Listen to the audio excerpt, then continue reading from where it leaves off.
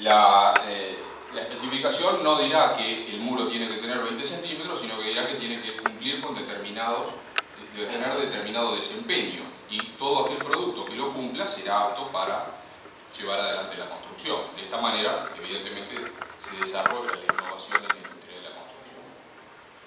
Quiero referirme a un par de casos. Uno de ellos es el caso español, en el cual el Código Técnico de la Edificación es una norma que regula las distintas características que deben tener las construcciones.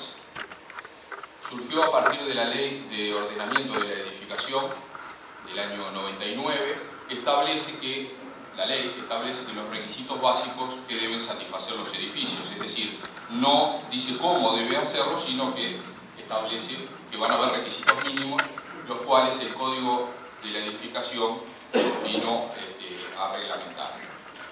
Bueno, surgió a partir del año 2006 y es de los primeros casos en los cuales se maneja el enfoque por objetivos o por prestaciones.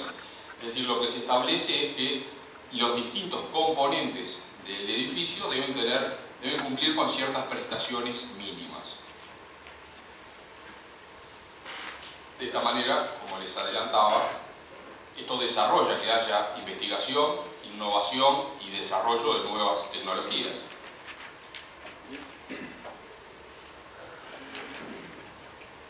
Bueno, esta es la estructura, que se la muestro porque va a ser tomada por normas posteriores o por normas de otros lugares. Es decir, cómo se va a regular o cómo se van a poner estos requisitos. Se va a categorizar de acuerdo a, estos son documentos básicos, que así se estructura el Código Técnico de la Edificación, documentos básicos de seguridad estructural, de seguridad en caso de incendio, de seguridad de utilización y accesibilidad, ahorro de energía, protección frente al ruido y salubridad. Otro caso más cercano es la norma 15.575 brasilera, la norma de desempeño, que está establecida para edificios de vivienda de hasta 5 niveles. Fue creada en el año 2008 y hay una versión más reciente del año 2013 que entró en vigencia en julio del 2013, 150 días después de su promulgación, y establece los parámetros técnicos en las distintas áreas que ocupa el edificio. Requisitos generales, estructuras, pisos, juntas verticales, techos y sistemas sanitarios. Lo que esta norma regula es cuál va a ser el nivel mínimo, el desempeño mínimo en cada una de estas áreas que debe cumplir el edificio, y categoriza el desempeño mínimo, intermedio y superior en función de los valores que se alcance en cada uno de ellos. Esto se está utilizando ya no solamente como un elemento obligatorio de cumplimiento, es decir, la aislación acústica de un cerramiento debe ser como mínimo de tantos decibeles para los distintos usos o las distintas aplicaciones que vaya a tener. Es decir, no solamente la norma lo que me permite es asegurar que se cumple un estándar mínimo de desempeño, sino que además para construcciones de padrones superiores la norma está siendo utilizada como un diferenciador. Ya hay inversiones en Brasil que apuntan a una categoría superior y están utilizando el cumplimiento de la norma como un diferenciador. Es decir, dentro de sus argumentos de promoción manejan el hecho de tener un carácter superior en los distintos aspectos que regula la norma.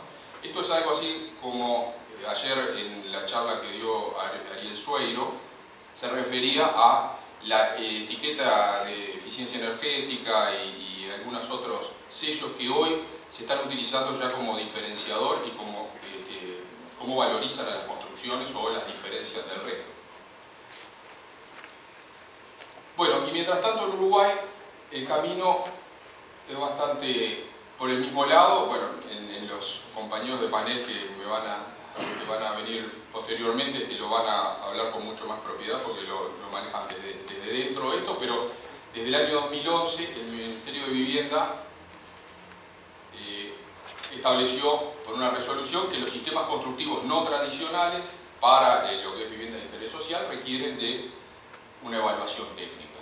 Esa evaluación técnica, es decir, que no cualquier sistema va a ser avalado para aprobarse construcciones, sino que van a requerir de una evaluación que va a determinar cuáles son aptos y buenos. Esa evaluación técnica la realiza una comisión técnica de evaluación. El procedimiento está claramente establecido en el reglamento de otorgamiento del DAT. El DAT es el documento de aptitud técnica. Los estándares están recogidos o están establecidos en un documento que se llama Estándares de Desempeño y Requisitos para la Vivienda de Interés Social. Una vez verificado que se cumplen todos esos requisitos,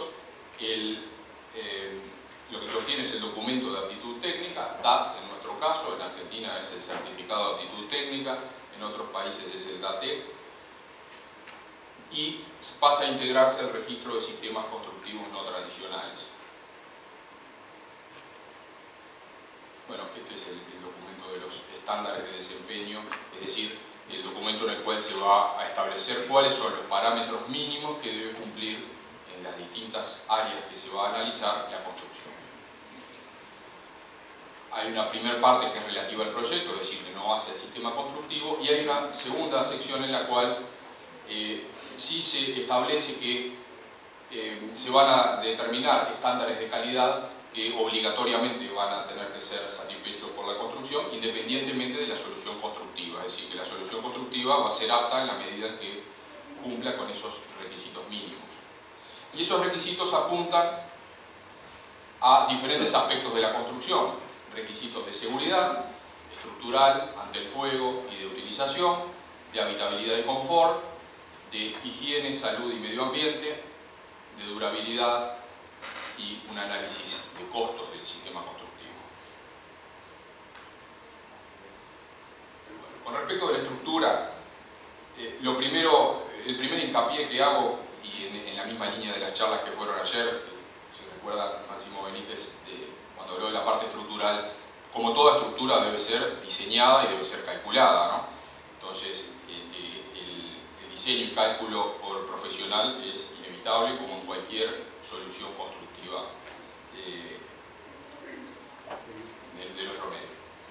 Con respecto a los materiales, tenemos la ventaja que les decía de que en lugar de partir de materiales de una fabricación artesanal y con poco control y con poca certificación, utilizamos materiales, el sistema Steel Framing utiliza materiales normalizados. Ayer el ingeniero Pedrazzi hablaba de la norma IRAM-IAS U500-205, la norma argentina que regula las características que deben cumplir las estructuras de acero para su utilización en construcciones de steel framing.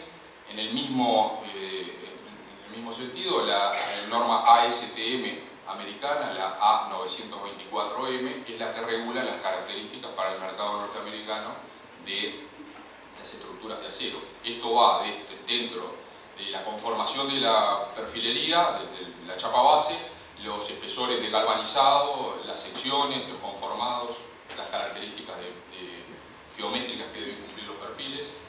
Bueno, para hacer un predimensionado de estas estructuras, en general utilizamos el reglamento SIRSOC 303, que va a determinar por resistencia cuál es el perfil adecuado que debe utilizar para cada una de los componentes de la estructura.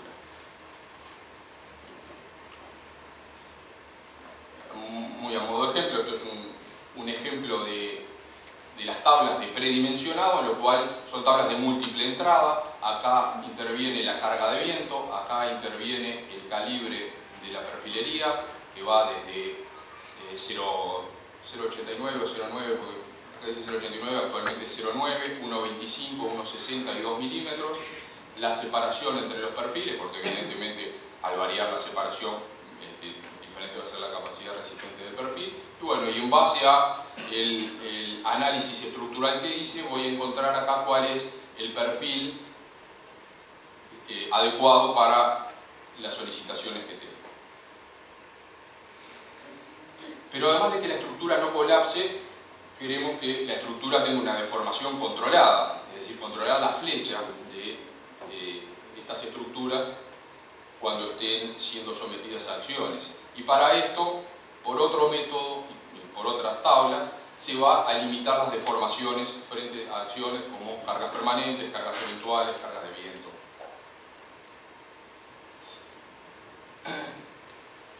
Después, otro de los requisitos de seguridad que impone la norma es realizar ensayos de impacto de cuerpo duro y cuerpo blando. Esto es someter a una muestra real del tabique a probar a el impacto de un cuerpo duro y un cuerpo blando, que ahora se los voy a mostrar.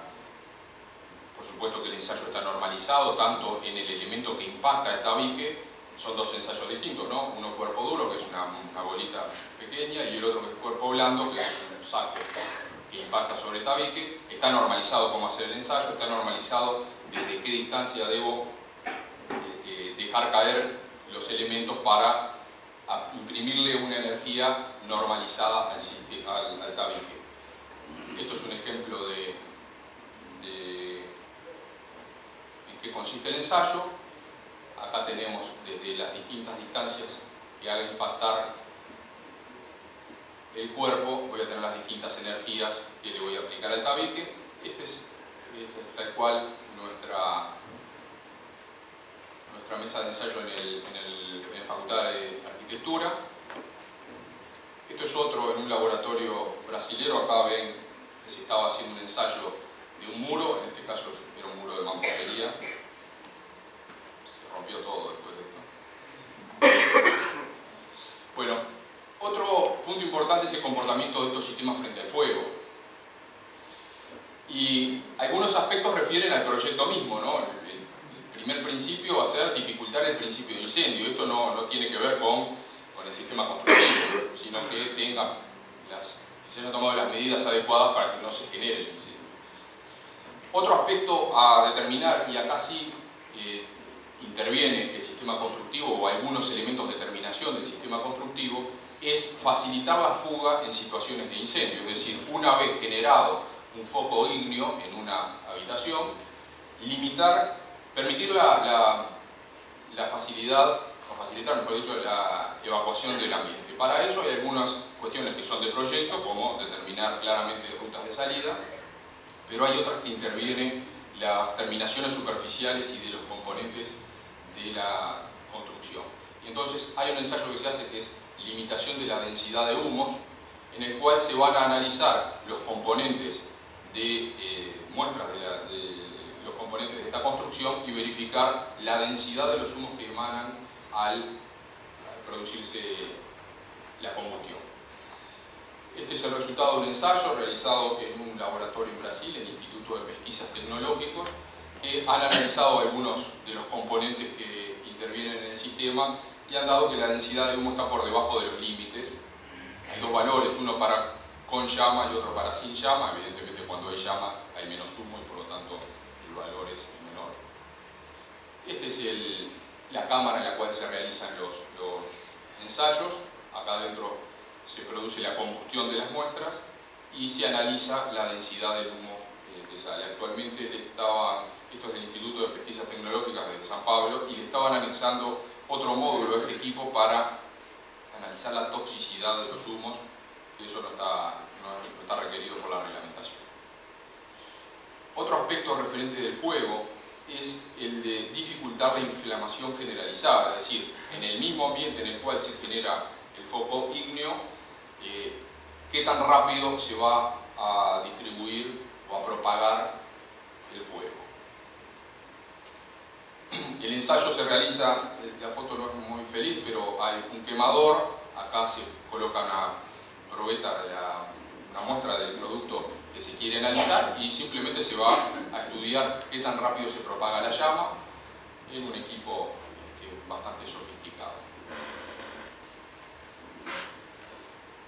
Y por último, y quizás sea de los datos que más estamos acostumbrados a manejar, que es la resistencia al fuego, es decir, el tiempo en el cual el fuego va a atravesar una partición y va a llegar a la otra unidad. Los requerimientos de la reglamentación hablan de 30 o 60 minutos en función de dónde esté ubicado, cuál sea el elemento que esté ubicado, un muro exterior, un muro interior, separativo entre unidades, muros del envolvente. Y los resultados que hemos obtenido han sido satisfactorios y han superado, en todos los ensayos anteriores, por supuesto, también lo han superado.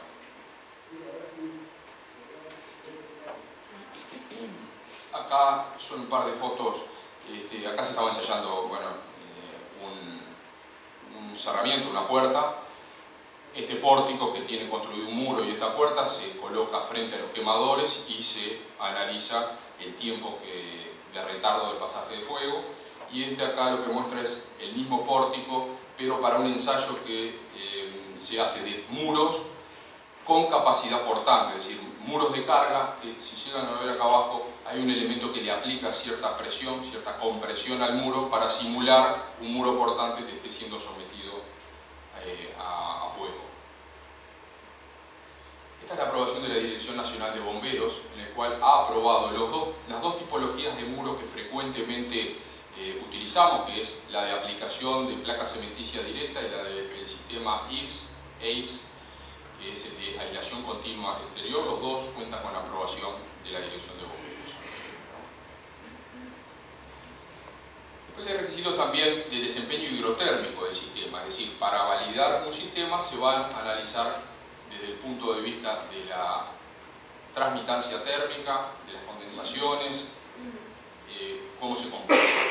Y al respecto, les diría que es de las mayores fortalezas que tiene el sistema. Ustedes recuerdan, el valor máximo de transmitancia que establece la Intendencia es 0,85 para cubiertas y para muros exteriores.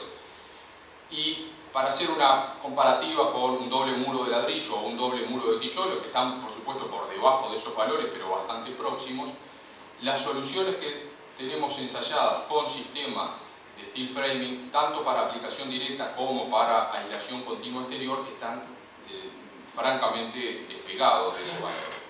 Lo mismo para cubiertas. Esto puede llegar a encontrar alguna diferencia de valor en alguna otra publicación o en alguna otra presentación que escuchen en estos días. Bueno, puede variar a espesores de aislación o a distintas conformaciones de muro, pero todos van a ver que están en valores realmente muy por debajo de las transmitancias máximas aceptadas. Bueno, lo que refiere a factores de hueco y transmitancia térmica de los vanos, en realidad no es propio del sistema, porque el sistema admite cualquier sistema de carpintería, así que no es algo a analizar en el sistema constructivo. Respecto de las condensaciones, se han hecho las verificaciones para las condiciones establecidas de humedad y temperatura, que es una temperatura exterior de 4 grados y 90% de humedad exterior, y una temperatura interior de 18 grados y 80% de humedad, que no se producen condensaciones superficiales ni interficiales. Bueno, con respecto a los puentes térmicos, la recomendación, y creo que es hacia donde va a ir el sistema, cada vez más se está utilizando, el sistema de aislación continua exterior, el sistema IBS, es, ayer creo que ya algo se ha comentado, tenemos la estructura, tenemos los paneles de rigidización y, bueno, los distintos componentes de este cerramiento multicapa, es disponer por fuera de la construcción un aislante continuo que proteja totalmente la construcción. Desde el punto de vista acústico, el desempeño también es muy bueno. Recuerden que algunas de las capas que específicamente se disponen en este sistema multicapa es para dotar al sistema de una mejor reducción sonora. Entonces, variando el producto del aislante acústico que ponga en la cámara, voy a obtener mayores o menores resultados. Pero para las aplicaciones que frecuentemente utilizamos son más que buenas, ¿no? 45 decibeles para muros separativos, 59 para muros exteriores. Así que cumplimos con creces los requisitos mínimos. Esto es un ensayo que se hace a muros, a pruebas hechas en tabiques reales. Es decir, en este pórtico se construye el tabique con sus aislaciones, con sus componentes tal cual se va a ensayar. El tabique, no sé si llegan a ver acá que hay una apertura en este gran ambiente que va a ser se va a introducir este pórtico y ese cerramiento, por supuesto que el pórtico se va a sellar para evitar fugas de sonido por los costados de él. El tratamiento interior de la sala, por supuesto que está normalizado, y lo que se va a medir entonces es el pasaje de sonido para casos en los cuales, además de los cálculos teóricos, se quieran hacer verificaciones reales.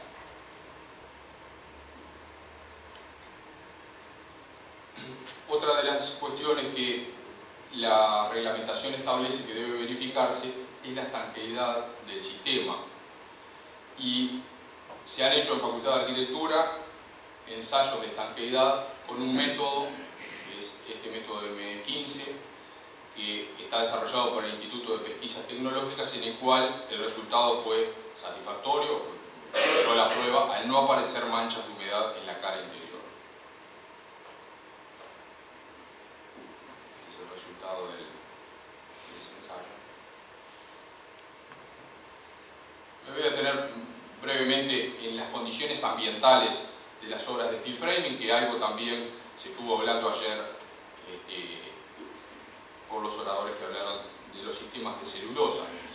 Este sistema es un sistema amigable con el medio ambiente. Utiliza productos que son reciclables, la perfilería, hasta cierto grado las placas de yeso. Los productos no son tóxicos ni contaminantes para el ambiente. La ingeniería de proyecto nos permite reducir o prácticamente eliminar los sobrantes de la obra, es decir, algo que en la construcción tradicional es una constante, que es el desperdicio y la generación de residuos. Con este sistema podemos llevarlo prácticamente a cero. ¿Por qué hablo de ingeniería de proyecto? Porque estos sistemas, una vez que el proyecto está acabado y que se hace el diseño de la estructura, de la construcción, se dimensionó cuál era la sección apropiada para cada uno de los perfiles y se hizo la compra de esta obra, frecuentemente el suministro se hace en medidas exactas. Es decir, cuando el proveedor me vende esta obra, me lo va a vender con los perfiles cortados a la medida justa. Esto, más allá de la ventaja económica que tiene de no estar comprando perfilería para descartar, tiene también un favorable impacto ambiental. No estoy generando desechos de estos materiales. Si por un tema de tiempos no puedo esperar a que me fabriquen, porque tiene una cierta demora, a que me fabriquen a medida la perfilería, podré utilizar perfiles estándar, que son de medida 6 metros. Ahí habrán sobrantes, esos sobrantes puedo claramente clasificarlos y reutilizarlos. Y todo esto además es válido para las futuras demoliciones de obras de steel framing, en los cuales la clasificación de esos residuos también va a ser posible y, por lo tanto, reciclar esos productos y no generar contaminantes.